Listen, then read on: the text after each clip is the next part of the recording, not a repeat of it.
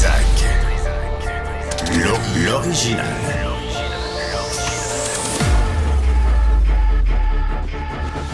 Du Trizac. Votre plaisir coupable. Bonjour tout le monde, bienvenue à l'émission les mercredis le 30 octobre. J'espère. Et Stéphanie, bonjour. Salut, Ben. Isabelle a pris ta place. Qu'est-ce qui est arrivé? T'étais en lock-out? En bon français, je suis arrivé un peu sa fesse. Étais-tu prise dans un bouchon de circulation? Je peux pas croire.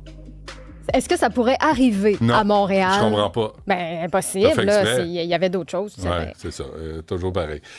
Bienvenue à l'émission. Toujours selon Hugo Dumas de la presse, et vous êtes 21 ou 22 à regarder ou à écouter. Et moi, quand je les entends, tu sais, Hugo Dumas de la presse, avec la gang de la presse à 98.5, puis là, tout à coup, nous autres, on... Hey, sérieusement, quand vous lisez des nouvelles, là, mettez ça en contexte. Que ce soit à Québécois, que ce soit à la presse, au Devoir, n'importe où, là. Il y a des fois, là, faut pas pousser le bouchon plus qu'il faut. Bref, je salue mon ami Hugo Dumas. Il y a un texte dans le Devoir. Jessica Nadeau, c'est le deuxième de 2 aujourd'hui. Ça porte sur la drogue à l'école. Sincèrement, là, comme père de famille, ça me fait un peu capoter. Puis je me dis, c'est des drogues plus dangereuses, plus puissantes que jamais on a connues auparavant. Et on a avec nous le lieutenant Benoît Richard, coordonnateur aux communications de la Sûreté du Québec. M. Richard, bonjour. Bonjour. Là, on lit des affaires là, sur 170 écoles secondaires que le Devoir a consultées grâce à la loi sur l'accès à l'information. Là, on parle d'environ 2900 incidents reliés à la drogue pour la dernière année scolaire. Est-ce qu'on a perdu le contrôle dans les écoles? Ben, avant toute chose, il faut faire attention. Nous, les chiffres qu'on a fournis, c'est pour l'ensemble des écoles que nous, on couvre. Ouais. On parle de 1600 écoles en tout, 1000 primaires. Évidemment, ceux-là n'ont presque pas d'incidence. Puis au niveau Bonne nouvelle. Bonne nouvelle, effectivement. Non, mais sérieusement, là, on se demande en 6e année si c'est pas rendu là. Mais là, vous dites, on se calme, là, au primaire, en tout cas. Au primaire, il n'y en a pas beaucoup. Puis dans le sens qu'au secondaire, évidemment, c'est 600 écoles secondaires et post-secondaires là, qui font partie de nos statistiques. Mais quand on écrit, puis là, je vais citer des bouts de l'article parce que Jessica Nadeau a fait du beau travail. On écrit les jeunes s'approvisionnent à l'école et consomment dans les toilettes derrière la porte de leur casier ou même directement dans la classe. Puis on parle de cannabis, de cocaïne, de méthamphétamine, de MDMA, vraiment toutes sortes de cochonneries. Comment se fait que c'est si facile de se procurer de la drogue au Québec quand t'es mineur? Bien, ça fait partie de l'offre et la demande. Vous savez, il y a des jeunes, les jeunes à l'école, quand on était jeunes, dans notre temps, on entendait des fois dire le pot, la mescaline, le LSD, c'était des choses qui roulaient quand nous, dans les années 80 environ. Je dis nous parce qu'on a à peu près le même âge. Aujourd'hui, l'offre s'est diversifiée. C'est-à-dire que, oui, il y a encore énormément de cannabis, mais on va retrouver des drogues qui sont plus courantes sur le réseau aujourd'hui. Donc, tout ce qui est amphétamine, la méthamphétamine, les amphétaminiques. Mais on va aussi retrouver ce qu'on va appeler tout le cannabis au complet, allant jusqu'au wax pen. Donc, le wax pen, qui est quelque chose qui est illégal. Expliquez aux gens, c'est quoi le wax pen? Parce que c'est l'entourloupette du siècle là, pour la consommation. Ben, le wax pen qui n'est pas en vente légale au Québec. Donc, c'est quelque chose qui n'est pas disponible officiellement au Québec. Tu le fais venir par Internet. On pourrait l'avoir par Internet, effectivement. Et ça, c'est comme un engin électronique, comme une cigarette électronique, mais qui va contenir à l'intérieur de l'huile de hashish ou d'autres choses qui ressemblent au cannabis et qui ont des cannabinoïdes dedans, mais qui n'a pas d'odeur et qui a pas nécessaire, qui a le même effet, évidemment. Donc, évidemment, pour les policiers ou pour les intervenants, mais il n'y a pas l'odeur caractéristique là, du cannabis. Mais là, quand on lit l'Internet et le meilleur pusher, c'est troublant, là.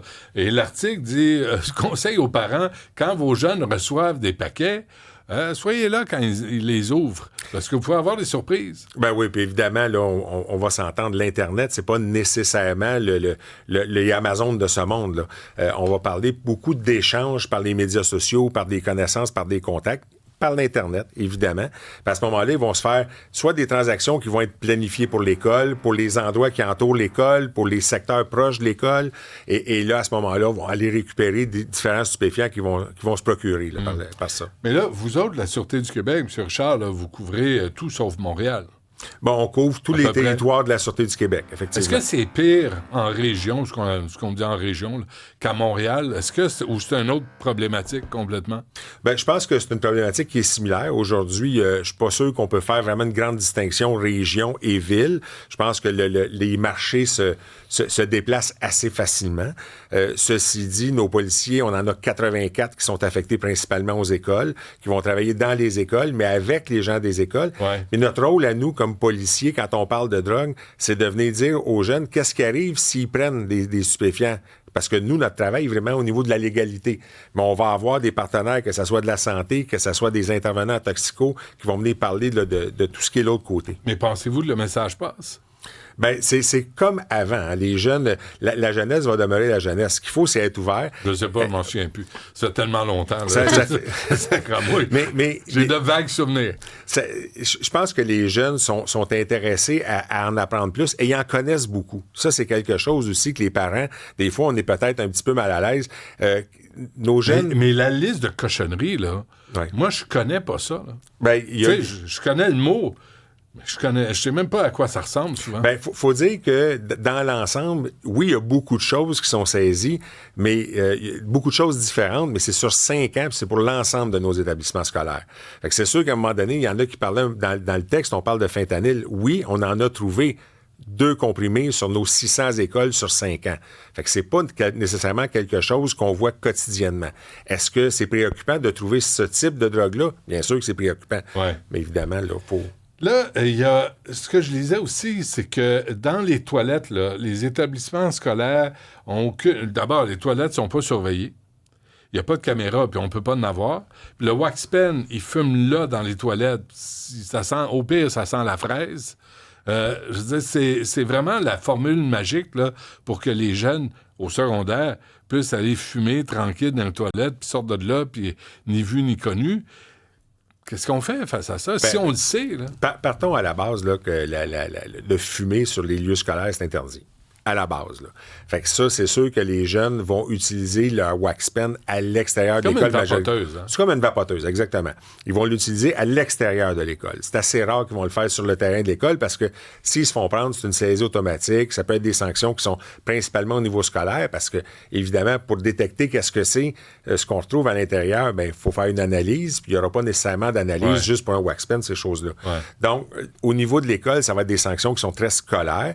Les jeunes vont aller la consommer à l'extérieur des lieux scolaires. Pourquoi? Ben, pour évidemment avoir le droit d'avoir un espace qui est plus qui est pas accessible par les autorités scolaires. Là. OK. L'autre affaire, c'est que ce que je lisais, les établissements scolaires, M. Richard, ont aucune obligation de consigner les incidents en lien avec la drogue, comme c'est le cas avec l'intimidation ou la violence. Il serait peut-être temps que ça change.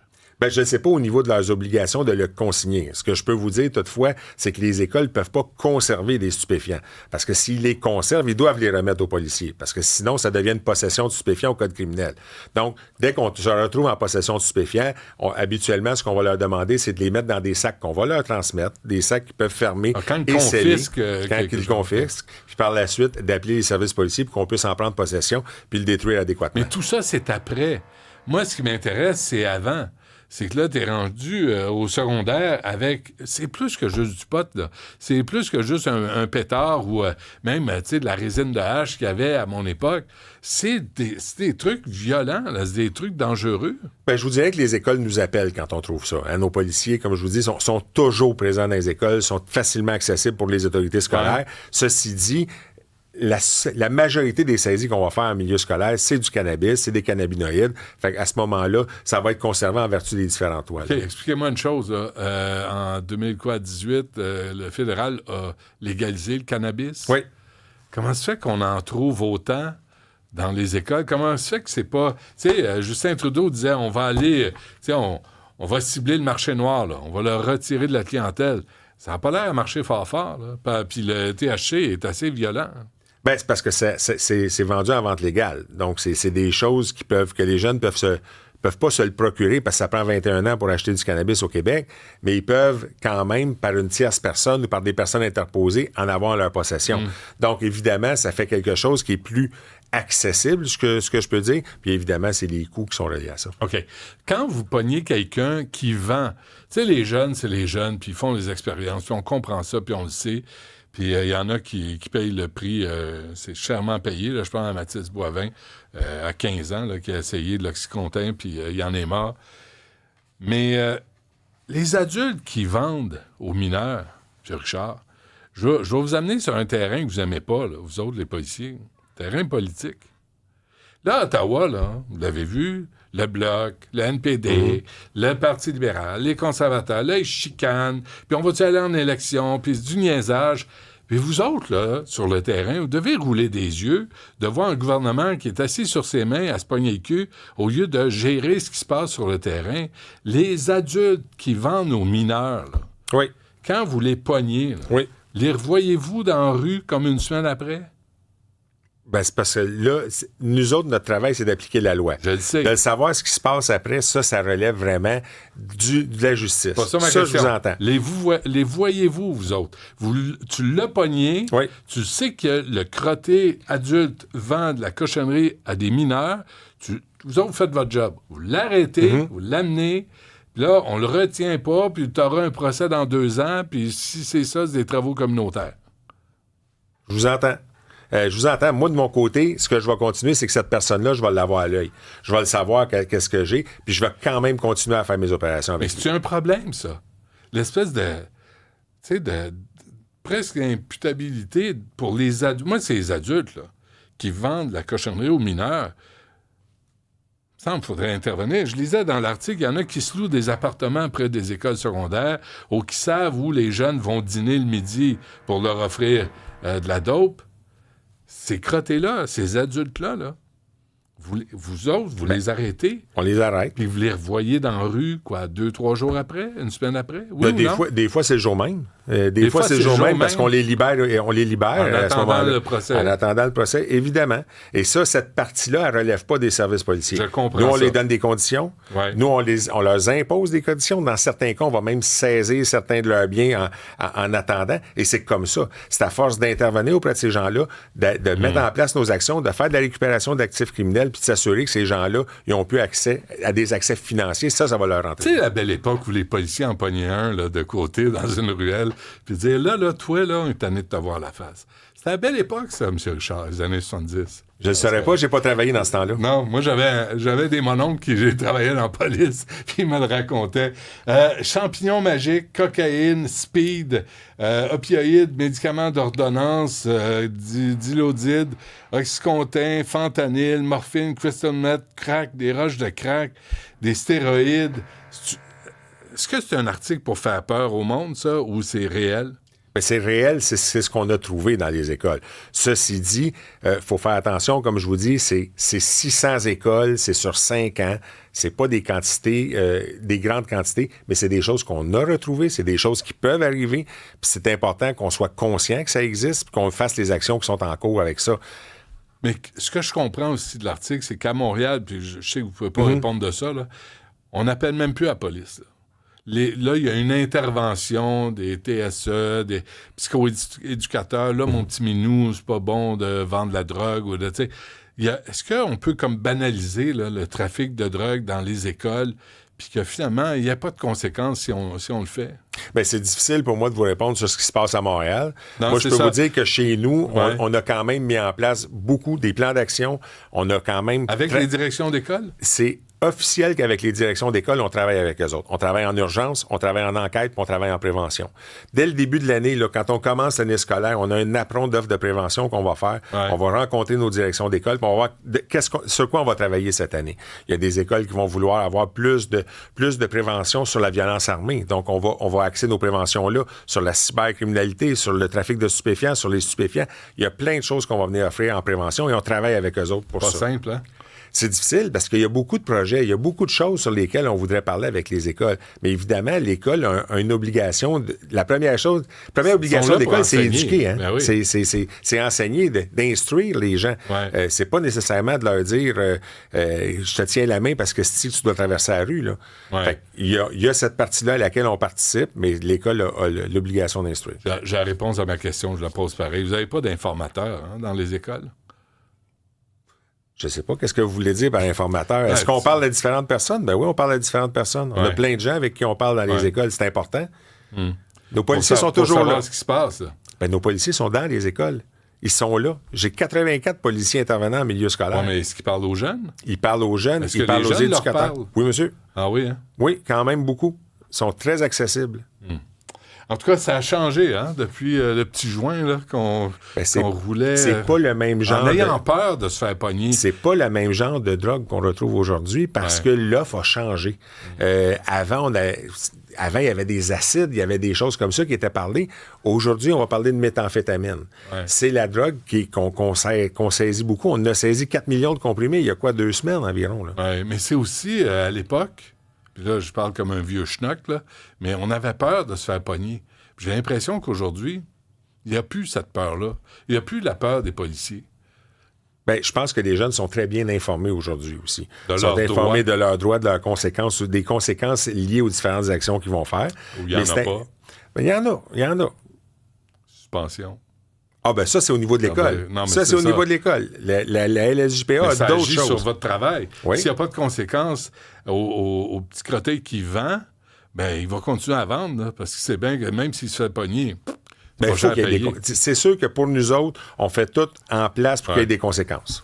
Bon, mais merci pour ces précisions pour les écoles. Puis le conseil pour les parents là, qui écoutent, là, si votre ado reçoit des paquets à la maison, pas les ouvrir à leur place, mais être là quand ils les ouvrent. Oui, mais je dirais que le conseil aussi, c'est d'être présent avec nos enfants, puis de leur parler, puis d'aborder le sujet avec eux autres, pour voir un peu qu'est-ce qu'ils savent. Si on a des questions, on peut leur poser, hein, parce que nos jeunes sont très au courant de ce qui se passe. Oui, un peu trop à mon goût. Benoît Richard, la Sûreté du Québec, merci. Merci, M. Isaac.